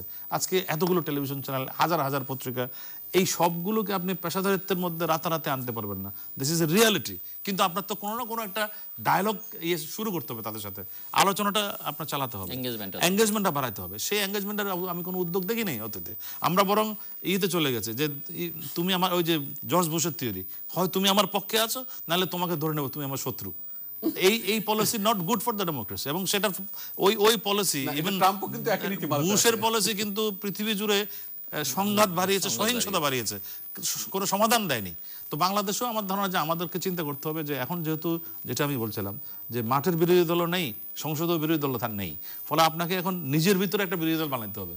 নিজেরাই হবে নিজেদের বিরোধী দল, এবং নিজের, অর্থাৎ বিরোধী দল যে সমালোচনাটি আপনি করেন, আপনি আয়নার সামনে দাঁড়িয়ে আপনি নিজের সমালোচনাটি করবেন, তাহলে আমরা প্রকৃত একটা পাবো, জবাবদিহিমূলক। আর জবাবদিহি না থাকলে কিন্তু কোনো কাজ ভালো হবে না। আপনি প্রত্যেকটা কাজের জন্য জবাবদিহি, এবং মন্ত্রীদেরকে টার্গেট ওরিয়েন্টেড হতে হবে। তোমাকে টার্গেট বেঁধে দেওয়া হলো, এতদিনের মধ্যে তুমি এটা করতে হবে, তোমাকে এই আজকে ধরুন আমরা 2-3টা প্রজেক্টের কথা বলি। আমরা ওই যে উত্তরাতে থার্ড ফেজ নামে একটা প্রকল্প আছে, 1996-97 সালে প্লট দেওয়া হয়েছিল। আজকে 2019 সালে এসে এখনো বসবাসের উপযোগী হয়নি এটি। আপনি পূর্বাচল যারা প্লট পেয়েছে, এরা যে কবে, এদের নাতিপুতিরা বোধহয় কখনো গিয়ে হয়তো কোনো সময় গিয়ে থাকতে পারবে। ওয়াই? আমরা চোখের সামনে রাজারহাট সিটি সেন্টার কিভাবে গড়ে ওঠে দেখি নেই, আমরা নিউটাউন কিভাবে কলকাতায় গড়ে ওঠে দেখি নেই। How the build up the city, শহর হওয়ার আগে শহরের ইনফ্রাস্ট্রাকচার গড়ে উঠেছে। সামান্য কলকাতা, তারা যদি এটা পারে, আমরা একটা বাংলাদেশ আমরা পারি। ফাইবারগুলো দেখো, তুমি দেখেন আপনি কি কত দ্রুত গতিতে চোখের সামনে, 6 মাস পরে গেলে দেখা যায় পাল্টে গেছে চেহারা। আমার এখানে কেন হয় না? আমার এখানে 6 মাস আগে যা দেখি এখনো তাই। এই যে আপনার এই এক্সপ্রেসওয়ের কাজ হচ্ছে, আপনি দেখেন ওই যে পিলারের কাজ হচ্ছে তো হচ্ছেই, সেই এয়ারপোর্ট থেকে বনানী পর্যন্ত আমি দেখছি আর কি, এটা কবে যে এটা শেষ হবে? এই জায়গাগুলো তো আমার ধারণা যে জবাবদিহির সংস্কৃতি রয়েছে। প্রধানমন্ত্রী বলা উচিত যে তোমাকে এই টাকা, এই তোমার project, you have to finish it within time limit, না হলে কিন্তু তোমার কিন্তু ইয়ে নেই। বাংলাদেশ জুড়ে আজকে আমি সেদিন দেখছিলাম যে প্রচুর প্রকল্পের কাজ চলছে, অসম্ভব রকমের ডেভেলপমেন্টের কাজ চলছে। পুরো দক্ষিণাঞ্চলের চেহারা পাল্টে যাচ্ছে, ঢাকা চট্টগ্রাম রেল লাইনের চেহারা পাল্টে যাচ্ছে, চট্টগ্রাম থেকে কক্সবাজার পর্যন্ত রেল লাইন হচ্ছে, প্রচুর প্রকল্পের কাজ। কিন্তু সেই প্রকল্পগুলো যথাসময়ে হয় কিনা, সেটি হচ্ছে মানুষের ভিতরে বড় শঙ্কা। তখন কিন্তু আর মানুষের ফ্রাস্ট্রেশনটা তৈরি হয়ে যায়। এই জায়গাতে আমার মনে হয় গুরুত্বপূর্ণ, এবং এই দক্ষতার জায়গাটি অর্জন করা এই নতুন ক্যাবিনেটের, এবং প্রধানমন্ত্রীর কাছে জবাবদিহি করতে হবে তাদেরকে। এই তোমাকে টার্গেট বেড়ে দেওয়া হলে তোমাকে জবাবদিহি করতে হবে, এটা একটা। আর সবচেয়ে বড় কথা আমি মনে করি যে গুড গভর্নেন্স, সুশাসন, সেটা সর্বক্ষেত্রে। আপনি যদি মাননীয় প্রধানমন্ত্রী যদি সুশাসন উপহার দিতে পারেন, দেশের অনেক সংকট কিন্তু মানুষ ভুলে যাবে যদি সুশাসন পায়। কারণ মানে আপনি যদি এই জিনিসটা আমরা যদি দেখি যে মানুষ একটা অন্যায় করলে তার শাস্তি হয়, আমরা এইটা দেখিনি। কিন্তু অনেক সময় বিগত সরকারের অনেক সাফল্যের মধ্যে সমালোচনা হচ্ছে অনেককে জবাবদিহি করতে হয়নি তাদের অন্যায় কাজের জন্য। অনেকগুলো অন্যায় হয়েছে যেগুলো পার পেয়ে গেছে তারা নানা রকম দিয়ে, সেটা যাতে এবার না হয় অন্তত। কারণ আমরা একটা নতুন ডিমেনশনে প্রবেশ করছি, বাংলাদেশ আওয়ামী লীগও কিন্তু একটা নতুন যুগে প্রবেশ করছে এই নেতৃত্বকে নিয়ে। কারণ আমরা ওই আগের যে জেনারেশনটি, সেখান থেকে এসে নতুন একটি জেনারেশনকে প্রেজেন্ট করছি টু দ্য নেশন। জাতির সামনে নতুন একটি প্রজন্ম আসছে, এবং সেই প্রজন্মের কাছে সেই প্রত্যাশাটা কিন্তু আছে যে তারা সেটা ডেলিভার করবে। মানুষের এক্সপেকটেশনের সাথে যদি ডেলিভারের মিল না থাকে, মানুষের মধ্যে হতাশা জন্ম নেয়। সেই হতাশাটা কিন্তু ভালো না আসলে। নঈম নিজাম, এই যে আপনি তখন বলছিলেন যে সবার প্রতি সমান দৃষ্টিতে দেখতে হবে, শ্যামল দত্ত বললেন সমালোচনা সহ্য করতে হবে, অন্যের মতামতকে গুরুত্ব দিতে হবে, এবং নিজের ভেতরে নিজের মানে আত্মসমালোচনার জায়গায়। কিন্তু একটা গণতান্ত্রিক সমাজে, রাষ্ট্রে বিরোধী মত থাকা তো খুবই বাঞ্ছনীয় এবং উচিত, বিরোধীদের জন্য স্পেসও থাকা দরকার। সেগুলো নিয়ে কোনো মন্তব্য আপনি করবেন কিনা? যে অবশ্যই করব, সেটাতে দেখেন যদি আমরা এবং আলোচনা যেতে আমরা একটু শেষের দিকে চলে এসেছি, যে এই সংসদে তো কার্যত কোনো বিরোধী দল, বিএনপি নেই, জাতীয় পার্টি আছে। কারণ জাতীয় পার্টি আমরা জানি যে তারা আসলে সরকারে থাকতেই বেশি পছন্দ করতেন, চাইছেন যে কোনো কারণেই হোক, হোসেন মোহাম্মদ এরশাদের ব্যক্তিগত সিদ্ধান্ত হোক, অথবা তারা যেমনটা বলছিল যে প্রধানমন্ত্রীর ইচ্ছায় তারা সিদ্ধান্ত নেবেন, প্রধানমন্ত্রীর ইচ্ছায় হোক, তাদের বিরোধী দলে থাকতে হচ্ছে। তারা কতটা কার্যকর বিরোধী দলের ভূমিকা পালন করবেন সেটি নিয়ে হয়তো অনেকের মধ্যেই সন্দেহ থাকবে, মানে ওই আস্থাটা তারা অর্জন করতে পেরেছেন কিনা সেখানটাতে বিরোধী রাজনীতির জন্য। এবং যারা এখন বাইরে আছেন, বিএনপি, জাতীয় ঐক্যফ্রন্ট, তাদের 7টি আসন আছে, তারা শপথ নিচ্ছেন না, তারা বলছেন যে নির্বাচন বাতিল করতে হবে, নতুন নির্বাচন দিতে হবে নির্দলীয় সরকারের অধীনে। সেটি যাই হোক, কিন্তু নির্বাচন নিয়ে তারা নানা রকমের প্রশ্ন তুলেছেন, এবং আন্তর্জাতিক গণমাধ্যমে আরেকটা অংশ আমি দেখেন, একটা হলো যে মানে সে জায়গায় কোনো মন্তব্য আপনাদের আছে বলতে কিনা? একটা কথা আছে যে আমি তোমার মতের সাথে একমত না হলো জীবন দিয়ে হলো তোমার মতকে রক্ষার চেষ্টা করব। আমি সেরকম প্রত্যাশা আমরা করি না। আমরা প্রত্যাশার জায়গাটুকু এইটুকুই রাখতে চাই যে বক্তা সরকারকে যদি সার্বিকভাবে কার্যকরভাবে চলতে হয় তাহলে যেই জায়গাগুলো ত্রুটি হলো, এখন ধরেন শ্যামল দত্ত একজন সম্পাদক হিসেবে তার কাগজে লিখলেন যে গত 10 বছর এই কাজটি সঠিকভাবে হয়নি। যে কাজটা তিনি বললেন যে একটা আমাদের উড়াল সড়কের এক্সপ্রেসওয়ের একটা কেবল ফিলারে দেখছেন 10 বছর ধরে, কিংবা আমি বললাম যে এয়ারপোর্টের ঢোকার মুখে আমরা দেখতে পাচ্ছি 3টি শপিং কমপ্লেক্স, একটা 5 স্টার হোটেল। তা এটা কিন্তু এই জায়গাটুকু আমরা কিন্তু সরকারকে সতর্ক করছি বা সংশোধন করার জন্য অনুরোধ করছি। এখানে কিন্তু সমালোচনা নয়, এটা হলো আমার রাষ্ট্রের এই জায়গাটা অসঙ্গতি বা ব্যবস্থাপনার ক্ষেত্রে এই সংকটটুকু তৈরি হলো, এটা কিন্তু ধরিয়ে দেওয়ার একটা দায়িত্বের মধ্যে পড়ে। আপনি পার্লামেন্টে 1973 সালে বঙ্গবন্ধু শেখ মুজিবুর রহমান বলেছিলেন আমার সুরঞ্জিতে আমার বিরোধী দল একলা, এবং ওই সময় মানবেন্দ্র লারমা এবং সুরঞ্জিত সেনগুপ্ত দুজনে মাতিয়ে রাখতেন পার্লামেন্টটাকে। আবার 79-এর পার্লামেন্টটাকে আপনি যদি দেখেন 39 জন আওয়ামী লীগের মাত্র এমপি, এবং সর্বকনিষ্ঠ যারা ছিলেন আমাদের আসম ফিরোজ, আমাদের কুমিল্লার জনলাবদিন ভুইয়া, এবং এই ধরনের মানুষরা কি করতেন, তারা তো তাদের একটা অবস্থান ছিল, তারা একটা সরকার একটা ভূমিকা, সাহসী কম বয়সে একটা ভূমিকা রাখার চেষ্টা করতেন। আবার 91-এর পার্লামেন্টে আমরা একসঙ্গে পার্লামেন্টে যেতাম শ্যামল দত্ত এবং আমরা, সেই সময় আমরা দেখেছিলাম যে তরুণ এমপিরা অল্প বয়সী তারা কিন্তু একটা অপোজিশন ভূমিকা, সাহসী ভূমিকা রাখার চেষ্টা করতেন।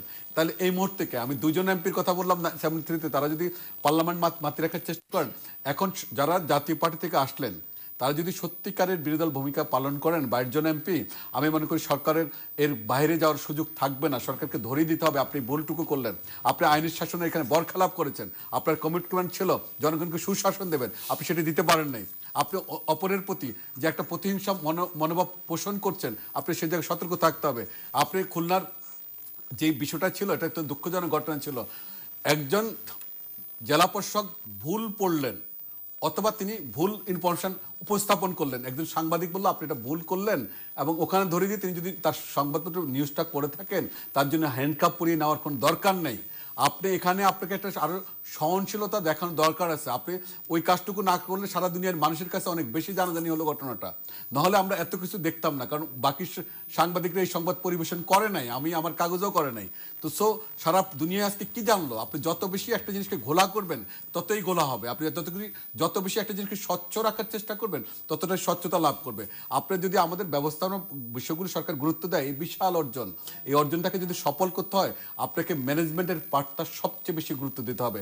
আমাদের হজ ম্যানেজমেন্ট থেকে শুরু করে আপনি ধর্ম মন্ত্রণালয়ে যান, হজ ম্যানেজমেন্টের সময় আমরা দেখি একটা বিশৃঙ্খলা, একদম কোনো রকম একটা শৃঙ্খলা বোধ আমরা পাই না। প্রত্যেকটা বারে কিছু লোক কান্নাকাটি করে, আমরা মিডিয়া চ্যানেলাই কিংবা আমার পত্রিকা কিংবা ওনার টেলিভিশন এই সব জায়গায় আমরা কি করি, আমরা সেখানে প্রকাশ করি যে এটা লোকগুলো কান্নাকাটি করছে, আমি হজে যেতে পারছি না। তো একটা স্পষ্ট নীতিমালা যদি খুব কঠোরভাবে বাস্তবায়ন করা হয় যে কেউ যদি হজ ম্যানেজমেন্টে খারাপ অবস্থান তৈরি করে তার বিরুদ্ধে আমি 0 টলারেন্স দেখাবো।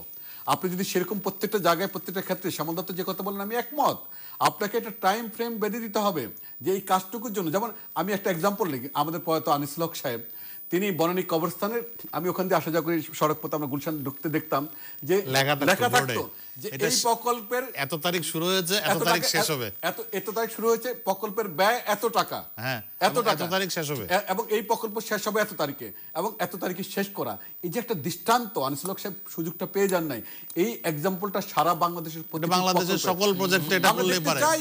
এটা দেখতে চাই শ্যামল, এটা একটা এক্সাম্পল হতে পারে যে এই প্রকল্পের ব্যয় এত টাকা, এবং এটার টাইম এক্সটেনশন হবে না, টাইম এক্সটেনশন হয়ে 1 কোটি টাকা বাড়বে না, এবং এখানে এই প্রকল্প এই তারিখে শেষ হবে, না হলে সংশ্লিষ্ট ইঞ্জিনিয়ারকে বরখাস্ত করা হবে, সংশ্লিষ্ট মন্ত্রীকে বের করে দেওয়া হবে, সংশ্লিষ্ট সচিব সাহেবের বিরুদ্ধে ব্যবস্থা গ্রহণ করা হবে। আপনি আসেন না, এই জায়গাটুকু যদি করতে পারে আপনার কোনো সংকট থাকবে না। যদি আপনি সুশাসন দিতে পারেন, মানুষকে যাতে অধিকারগুলো ফিরিয়ে দিতে পারেন, মানুষের কথা বলার অধিকার দিতে পারেন, আপনি যদি জবাবদিহিতা থাকে, আজকে যদি ব্যবস্থাপনা সঠিক হয়, আপনি যদি কার্যকর একটা মানুষের মধ্যে প্রত্যাশার আলোটুকু উন্নয়নটা দৃশ্যমান করতে পারেন, প্রত্যেকটা যে প্রকল্পগুলো অগ্রাধিকার ক্ষেত্রে শুরু করেছেন নির্দিষ্ট সময় শেষ করতে পারেন, নতুন প্রকল্পগুলো বাংলাদেশে যে এগিয়ে যাওয়া, শ্যামল দত্ত একটু উদাহরণ দিয়ে বলেছিলেন যে আমাদের কক্সবাজার পর্যন্ত আমাদের রেল হচ্ছে, আমাদের গোপালগঞ্জ পর্যন্ত রেল হচ্ছে, আমাদের বিভিন্ন খাতরে বাংলাদেশের বিভিন্ন মহাসড়কগুলো নতুন পরিবর্তন আসতেছে। আপনার ঢাকা থেকে রাজশাহী, ঢাকা থেকে রংপুর, ঢাকা থেকে সিলেট মহাসড়ক 4 লেন হবে। আপনি প্রত্যেকটা জায়গায় জায়গায় ঘাটে ঘাটে একদম টঙ্গী থেকে গাজীপুর থেকে চৌরাস্তা পার করে আপনার উত্তরা পার করে এখানে আপনার আরেকটা 4 লেন উপর দিয়ে আকাশপথে উড়াল সড়ক হবে। আপনি এই প্রকল্পগুলোর টাইম যদি আপনি বেঁধে দিয়ে বলতে পারেন এই টাইমে আজ শুরু হলো প্রকল্প বা এত টাকা, এই টাইমে শেষ হবে, মানুষের আস্থার জায়গা এত বেশি তৈরি হবে, আপনার জন্য এই বিজয় না আরো বড় বিজয় অপেক্ষা করবে। মানুষ আপনাকে সেই জায়গায় নিয়ে যাবে। আর মানুষ হলো বাংলাদেশের আবেগপ্রবণ, আপনাকে যতটা দিতে পারে আবার ফিরিয়ে নিতেও পারে। আপনি সামান্য ভুল করবেন, রাজপথে কারা নেমে আসলো, বাচ্চারা নেমে আসলো, বললে না আপনি সড়কের শৃঙ্খলা ঠিক করতে পারছেন না, আপনাকে মানুষ বলার এই সুযোগটুকু দেওয়া যাবে না। আপনার প্রত্যেকটা জায়গায় যদি ঘাটটুকু হয়ে থাকে যে সংকটটা যেখানে তাৎক্ষণিক ব্যবস্থা, সংকটটা যখন তখনই সমস্যার সমাধান, এই জায়গাটুকু করতে হবে। মালয়েশিয়া কেন সফল, সিঙ্গাপুর কেন সফল, মাহাতির কেন সফল, লিকোয়ানি কেন সফল, সফলতা যাগুলো আমাদের প্রাইম মিনিস্টার একটা উচ্চ মাত্রা, আজকে বাংলাদেশের মানুষের কাছে উনি প্রত্যাশার অনেক উপরে অবস্থান করছেন। সারা পৃথিবীতে তিনি একটা উদাহরণ, সেমন ঠিকই বলেছেন, বিশ্বের সবচেয়ে প্রবীণতম নেত্রী এখন তিনি, বিশ্বের সবচেয়ে দীর্ঘ সময় ক্ষমতা থাকার দৃষ্টান্ত তিনি স্থাপন করতে যাচ্ছেন।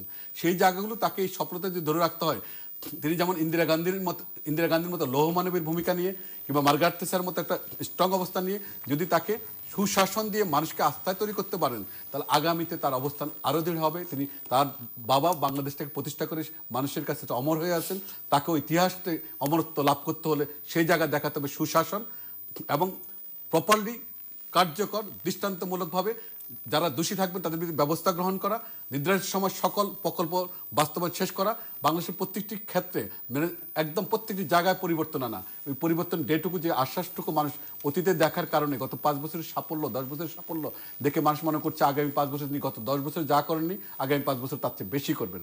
অনেক বেশি প্রত্যাশার হাইটটা অনেক বেশি হয়ে গেছে। সেই জায়গায় মন্ত্রিসভার ক্ষেত্রে নানা রকম সংকট থাকলেও আমরা প্রত্যাশা রাখতে চাই যে সেই জায়গাটুকু তিনি বাস্তবায়ন করে দেখাবেন এবং এটা সম্ভব, অসম্ভব কিছু নয়। শ্যামল দত্ত, একটু শুনতে চাইব যে বিরোধী রাজনীতির জন্য আগামী দিনগুলোতে আপনাদের আমি প্রথমত যেটি আপনিও কিছুটা বললেন নয়মুল, জাতীয় পার্টির বিরোধী দল হিসেবে ভূমিকা রাখবে, এটা নিয়ে আমার সন্দেহ আছে। কারণ জাতীয় পার্টির মধ্যে একটা কনসিস্টেন্ট পলিসি থাকার নজির নেই, অন্তত গত 10 বছরে সেই ধরনের নজির নেই। ফলে তাদের ইন্টারনাল ক্রাইসিসটাও খুব প্রকট। একদল খুবই অখুশি কেন তারা বিরোধী দলে গেল। ফলে সেই ফিলিংস থেকে আমি একটু বলতে পারি যে তারা একটা ইফেক্টিভ মানে অপোজিশন পার্টি হিসেবে ফাংশন করবে সেই প্রত্যাশা আমি করছি না। আমি আরেকটি জায়গায় খুব বেশি জোর দেবো, সেটা হচ্ছে একটা সময় আমরা যখন সংসদ কভার করতাম বা পরবর্তী সময়েও আমাদের স্ট্যান্ডিং কমিটিটা ছিল খুবই গুরুত্বপূর্ণ, সেটা এখন টোটালি নন ফাংশনাল হয়ে গেছে। আমরা স্ট্যান্ডিং কমিটি দিয়েই নিউজ করতাম এবং প্রত্যেক মন্ত্রীকে জবাবদিহি করতে হতো। এমনকি আমি একবার মনে আছে সেনাপ্রধানকে পর্যন্ত দাঁড় করিয়ে রেখেছিল তারা। এই যে ব্যাপারগুলো, সেই স্ট্যান্ডিং কমিটির সেই ক্ষমতাটি এখন আর দেখি না। স্ট্যান্ডিং কমিটিগুলো মাসিক একটা বৈঠক হওয়া বাধ্যতামূলক according to rules of procedure, কিন্তু এগুলো হয় কিনা এখন আর কোনো খবরও পাই না আমরা। ফলে এখানে আমার ধারণা যে আমাদের আরও বেশি, কারণ যেহেতু এখন ইউ ডোন্ট হ্যাভ এনি মানে কার্যত কোনো ইফেক্টিভ অপোজিশন যেহেতু নেই, ফলে স্ট্যান্ডিং কমিটিকে ফাংশনাল করতে হবে এবং এখানকার যারা চেয়ারম্যান থাকবেন, স্ট্যান্ডিং কমিটির চেয়ারম্যান, তাদের ক্ষমতা দেওয়া এবং কমিটিগুলোর কাছে মন্ত্রণালয়কে জবাবদিহি করা, নিয়মিত বৈঠকে তারা প্রকল্পগুলোর কাজ কেন এগোচ্ছে না বা এগোচ্ছে, এগুলো কতখানি এগোচ্ছে, এগুলোর রিপোর্ট দাখিল করা। পার্লামেন্টটাকে যদি আমরা ফোকাস করতে পারি তাহলে হয়তো পাবো। আর অপোজিশন, আমি মনে করি যে একটা ডেমোক্রেসিতে অপোজিশনকে বেরতে দেওয়া মানে ঠিকভাবে বেড়ে উঠতে দেওয়া, এটাও কিন্তু পজিশনের দায়িত্ব। ফলে তারা যাতে ঠিক মতো বেড়ে উঠতে পারে, তারা যাতে স্পেসটা পায়, তারা যাতে কথা বলার জায়গাটি পায়, তারা যাতে তাদের রাজনৈতিক কর্মকাণ্ড চালাতে পারে। কারণ এখানে আমরা ওয়েস্টমিনিস্টার টাইপ অফ যে ডেমোক্রেসির চর্চা করি, তাতে কিন্তু অপোজিশন এবং পজিশন মিলেই কিন্তু সরকার, সেটা রাজপথের হোক আর পার্লামেন্টের হোক। ফলে এখানে রাষ্ট্রীয়, পৃথিবীর অনেক দেশে কিন্তু রাষ্ট্রীয় বরাদ্দও থাকে পলিটিক্যাল পার্টিগুলোর জন্য। আমাদের এখানে ইলেকশনে বরাদ্দ থাকে, আমাদের এখানে তো সেই ইয়ের বালাই নেই। ফলে এখানে আমাদের এখানে যেহেতু আমরা সত্যিকারের, আমি বিশ্বাস করি মাননীয় প্রধানমন্ত্রী চান যে বাংলাদেশে গণতন্ত্রের ভিত শক্ত হোক, সেটি হচ্ছে আমাদের মুক্তিযুদ্ধের মূল চেতনা। এবং সেই জায়গায় আমাদের আমলা নির্ভরতা কমানো এবং মুক্তিযুদ্ধের যে মৌলিক যে আকাঙ্ক্ষা, যে অসাম্প্রদায়িক গণতান্ত্রিক ধর্মনিরপেক্ষ বাংলাদেশ, যেখান থেকে আমরা কিছুটা অনেক দূরে সরে আসছি, সেই জায়গায় যাওয়ার জন্য ক্রমাগত চেষ্টা করতে হবে। এবং আমাদের মতো যারা আছি, আমাদেরকেও এক ধরনের আওয়ামী লীগের উপরে এক ধরনের একটা প্রত্যক্ষ পরোক্ষ চাপ প্রয়োগ করতে হবে যে তার চেতনার জায়গাটি থেকে যেন কখনো না সরে, মুক্তিযুদ্ধের যে মৌলিক আকাঙ্ক্ষা সেই থেকে না সরে। আমাদের শিক্ষা ব্যবস্থা কিন্তু খুবই নাজুক অবস্থায় আছে। আমরা যে এই যে পরীক্ষা নির্ভর একটি শিক্ষা চালু করেছি, এটা নতুন মন্ত্রী এসছেন, আমি আশা করব যে তিনি অন্তত এই জায়গাটি অ্যাড্রেস করবেন। এটা খুবই গুরুত্বপূর্ণ, কারণ আমাদের শিক্ষাটা হয়ে গেছে একেবারেই পণ্য এবং বাণিজ্য। এই যে প্রাইভেট শিক্ষার নামে এখনো পর্যন্ত না হলে যে সমস্ত শিক্ষা থেকে মানুষগুলো বেরোয়, এখনো পর্যন্ত মানুষের প্রত্যাশার জায়গা ঢাকা ইউনিভার্সিটি। খেয়াল করে দেখবেন আপনি, ঢাকা ইউনিভার্সিটি এখনো অনেক বেশি মানে অনেকের স্বপ্নের জায়গা। তার মানে আমরা প্রাইভেট ইনস্টিটিউশনগুলো তৈরি করতে পারি না। এরা হাজার হাজার ছেলে পেলে বা পরীক্ষা দিয়ে GPA 5 দিয়ে বেরোয়, ভর্তি পরীক্ষা সবাই ফেল করছে। আমি নিজে BCS-এ থাকি, দেখি যে যারা BCS-এর পরীক্ষা দিয়ে রিটেন ভাইভা দিয়ে এসছে, তারা একটি প্রশ্নের উত্তর ঠিক মতো দিতে পারছে না। তার মানে আমাদের শিক্ষা ব্যবস্থায় পুরোটাই গলদ আছে। এই গলদের জায়গাটি অ্যাড্রেস না করলে আপনি কিন্তু মানব সম্পদ তৈরি করতে পারবেন না। আর যদি মানব সম্পদ তৈরি না হয়, আপনার জেনারেশন তৈরি হবে না। আপনার জেনারেশন তৈরি না হলে দেশ এগোবে না। এবং আমরা যে স্বপ্নের কথা বলছি যে আগামীতে বাংলাদেশের 50 বছর পর থেকে যে জায়গায় আমরা দেশকে নিতে চাই, সেই জায়গাটা যদি অর্জন করতে হয়, তাহলে আমাদেরকে এইসব জিনিস অ্যাড্রেস করতে হবে। আমি মনে করি এটাই সবচেয়ে বড় চ্যালেঞ্জ। আমাদের শিক্ষা ব্যবস্থার একটা আমূল পরিবর্তন, আমাদের আমলা নির্ভরতা কমানো, আমাদের মুক্তিযুদ্ধের চেতনায় আবার দেশটিকে নিয়ে আসা, আমাদের মৌলিক চেতনা যাতে কোনো রকম নয়, আমাদের পার্লামেন্টের একটা ফাংশনাল ভূমিকা দেখতে চাই এবং সেটাতে স্ট্যান্ডিং কমিটিগুলোকে আমরা আরও ইফেক্টিভলি দেখতে চাই। 22 জন কিংবা 25 জন কোনো সংখ্যাটা বড় না। আমরা তো আমরা দেখেছি যে ধরুন 91-এর পার্লামেন্টে সেখানেও একটা ব্যালেন্স পার্লামেন্ট ছিল, কিন্তু কথা বলতো ঘুরে ফিরে ওই 3-4 জন 5 জনই, এবং তারাই কিন্তু ওইভাবেই কাঁপিয়ে রাখতো। এবং এমনও হয়েছে যে অপোজিশনের প্রস্তাবে এবং সরকারি দলের প্রস্তাবে না, অপোজিশন প্রস্তাবে ইয়ে হয়েছে, বিল পাস হয়ে গেছে, এবং সেটা স্বতন্ত্র সংসদ নুরুল ইসলাম মনির কারণে আজকে কোস্টগার্ড হয়েছে।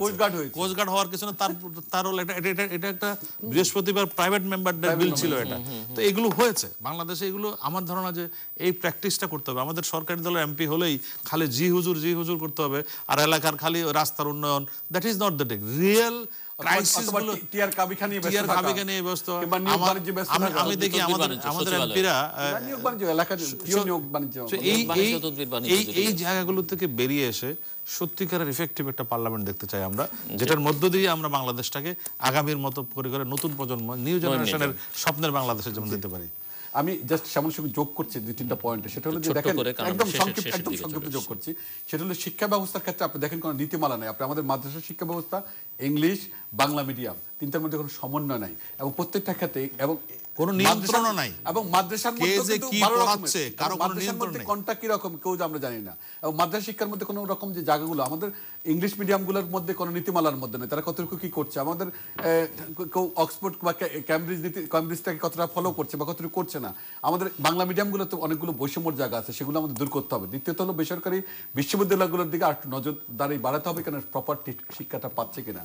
দক্ষ মানব সম্পদ তৈরি করতে আমি আমার সঙ্গে একমত। আপনি দক্ষ সেইভাবে বের করে আনতে হবে। প্রপারলি যদি আমরা বের করতে না পারি, আগামী দিনের বাংলাদেশকে রক্ষার জন্য প্রথম বিশ্বযুদ্ধের পর জাপান যেভাবে বিদেশ থেকে তাদের সকল পড়াশোনা করে ছাত্রদেরকে ফিরিয়ে এনেছিল, সেরকম একইভাবে আমাদেরকে চিন্তা করতে হবে নতুন কিছু। আমরা যারা দুই পক্ষকে আমরা কাজে লাগাবো, বাংলাদেশের আছে, একই সঙ্গে আমাদের বাইরের ছেলেদেরকে নিয়ে আসা উচিত বলে মনে করি। আরেকটা বিষয় হলো সংসদীয় স্থায়ী কমিটি কার্যকর অবশ্যই করতে হবে। পাশাপাশি একই সঙ্গে ওই যে জানি না বিএনপি ঐক্যফ্রন্ট তারা যাবে কিনা পার্লামেন্টে, এখন পর্যন্ত তারা যাবে নাই বলছে। যদিও জাফরুল্লাহ চৌধুরী 2 দিন আগে আমার কাগজেই বলেছিলেন, তিনি বলেছিলেন যে যদি এই 7 জনেই কিন্তু কার্যকর ভূমিকা রাখতে পারে। আমি সেটাই মনে করি সমস্যার সাথে, কিন্তু তারা যদি পার্লামেন্টে যেত, পার্লামেন্ট আরেকটু কার্যকর হতো। একটা 22 জন কিংবা 10 জন বা 50 জন, দ্যাট ডাজন্ট ম্যাটার করে না। আপনি কথা বলার জন্য পার্লামেন্টে যেভাবে কথা বলে জাতির সামনে উপস্থাপন করতে পারবেন, আপনি বাইরে সেটা পারবেন না। আপনি সেই সুযোগগুলো কিন্তু এখন আর গ্রহণ হচ্ছে না। মানুষ কিন্তু আগের মতো রাজপথের আন্দোলন দেখতে চায় না। মানুষ কিন্তু অনেক অর্থনীতির পরিবর্তনের সঙ্গে সঙ্গে মানুষের চিন্তাভাবনারও পরিবর্তন হচ্ছে, মানুষের বাহ্যিক জায়গাগুলোর পরিবর্তন হচ্ছে, এবং সেই জায়গাগুলো চিন্তা করে বাস্তবতার আঙ্গিকে যদি পলিটিক্সটাকে আমাদের বিরোধী পক্ষকেও তারা টিকে থাকার জন্য আগামীতে সুষ্ঠু একটা চিন্তা করে, তারা যদি আগামীর বাংলাদেশ কোথায় যাচ্ছে, পৃথিবী এখন কোথায় গেল, আমরা কিভাবে পরিবর্তন আনতে পারি, হোমওয়ার্কটা সরকারি দলকে যেমন করতে হবে, বিরোধী পক্ষগুলোকেও করতে হবে। তাহলে সবার জন্য কার্যকর একটা ব্যবস্থা তৈরি হবে। এবং যেখানে আমার মূল কথা হলো সরকার জন্য সবচেয়ে বড় চ্যালেঞ্জ জায়গাটুকু, যদি আপনি সবকিছুর মূলটা হলো কিন্তু সুশাসন দিলে সরকার বিরোধী পক্ষ কোনো পক্ষের আর কোনো পার্ট থাকে না। আপনি এত কিছুর পরও, কম ডেমোক্রেসির পরও কেন মালয়েশিয়া কিংবা সিঙ্গাপুর প্রস্তাবিত হচ্ছে না ওয়ার্ল্ডের কাছে? একটা জায়গায় আইনের শাসনটুকু, সুশাসনের জায়গাটা, গুড গভর্নেন্স থাকলেও এই জায়গাটুকু থাকলে আর কিছু আপনার বাকি সব কিছু স্বাভাবিক হয়ে ওঠে। আমরা সেই জায়গাটুকু রাখতে চাই। আমি এইটুকু বলে শেষ করবো যে আগামীর বাংলাদেশ যদি পরিবর্তনের বাংলাদেশ দেখতে চান, আগামীর বাংলাদেশ যদি আপনি স্বপ্ন জায়গাগুলো বাস্তবায়ন করতে চান এবং আপনার প্রত্যেকটা খাতোয়ারি ব্যবস্থাপনাগুলোকে চেঞ্জ করতে চান, তাহলে আপনার কিছু ভালো মানুষ এবং দক্ষ মানুষ দরকার। সেই দক্ষতা প্রমাণ যদি না করতে পারেন, যে প্রত্যাশা নিয়ে মানুষ আপনাকে আশার আলো আপনি দেখিয়েছেন, সেই জায়গাটুকু বাধাগ্রস্ত হবে এবং ক্ষতিগ্রস্ত হবে। শ্যামল দত্ত আর কোনো লাইন যোগ ছোট জোরে একটা লাইন বলে যে রাজনীতির কিন্তু একটা কোয়ালিটেটিভ চেঞ্জ বাংলাদেশে হয়ে গেছে। আমরা হরতাল নামের একটি শব্দকে কিন্তু জাদুঘরে পাঠিয়ে দিয়েছি। একদম আমার মনে হয় না যে বাংলাদেশে কোনো দল এখন আর হরতাল ডাকবে বা হরতাল ডাকলেও সেটা পালিত হবে। দ্বিতীয়ত আমি মনে করি পলিটিক্সটাকে একটা পজিটিভ পলিটিক্স করতে হবে, কারণ আমাদের নতুন প্রজন্ম যারা যে নিউ জেনারেশন তারা কিন্তু এই গতানুগতিক রাজনীতিকে পছন্দ করে না। এই বিএনপি বা অপোজিশন যারাই থাকুক না কেন তাদেরকে এখন ওই ক্যাতাবি ভাষায় কথা বললে হবে না, বাস্তব ভাষায় কথা বলে আমি জনগণের ক্ষমতা জনগণকে ফিরিয়ে দেবো, এই দেশের মালিক জনগণ, এইসব কথা রাউন্ড টেবিলে ভালো, আগের যুগে সেমিনারে ভালো, চলবে না। কিন্তু আপনি গ্রামের একজন কৃষিকে জিজ্ঞেস করেন ভাই আপনি কি দেশের মালিক, সে বলে কি রে ভাই এক টুকরা জমিরও তো মালিক না, দেশের মালিক তো দূরের কথা। সো এইসব জায়গা থেকে বেরিয়ে এসে অল্টারনেটিভ পলিটিক্স আমাদেরকে জিজ্ঞেস করতে, এবং অপোজিশনকে really they have to think out দেশের উন্নয়নে তাদের প্রস্তাবটা কি, let us discuss in the forum.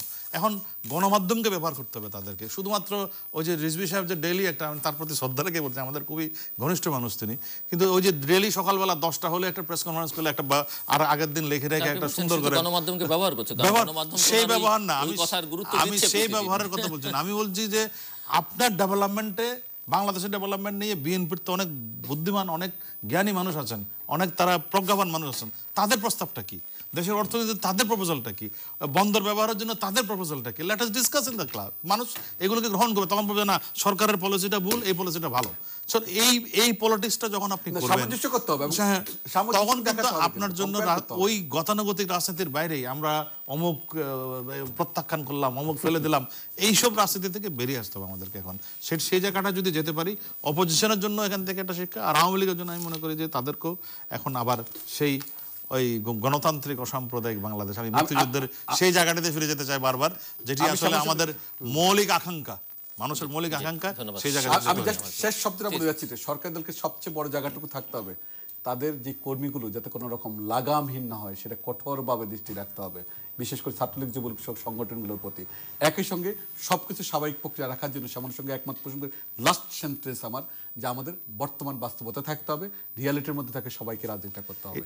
দর্শক আমরা কিছু বলতে চাইছেন, একটা লাইন যদি বলতে পারি, যেটা নঈম বলেছে যে সরকারি দল, আমার মনে হয় এটা একটা বড় চ্যালেঞ্জ। আমরা সুবর্ণচরের ঘটনাটা খুব নিন্দা জানাই, এটা খুবই মানে এটা আওয়ামী লীগের মতো দলের কাছে প্রত্যাশিত না, এবং আমি মনে করি যে সরকারি দলকে লাগাম টানা, বিশেষ করে যে মেজরিটি পেয়েছে, ব্রুটাল মেজরিটি বলে এটাকে, এই ব্রুটাল মেজরিটিকে নিয়ন্ত্রণে রাখাটা কিন্তু সবচেয়ে বড় চ্যালেঞ্জ।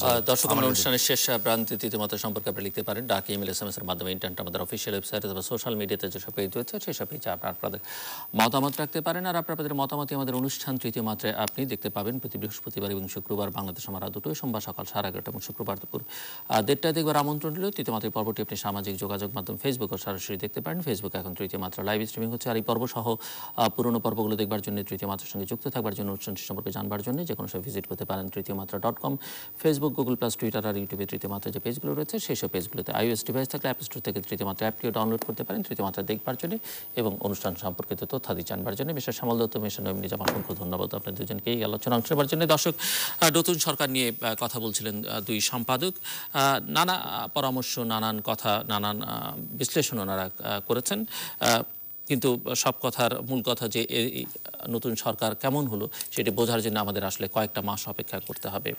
তবে ওনারা বারবার বলেছেন দেশে স্বচ্ছতা বা সরকারের জন্য স্বচ্ছতা, জবাবদিহিতা, সুশাসন, আইনের শাসন, আইনের সুশাসন, এগুলো নিশ্চিত করতে হবে।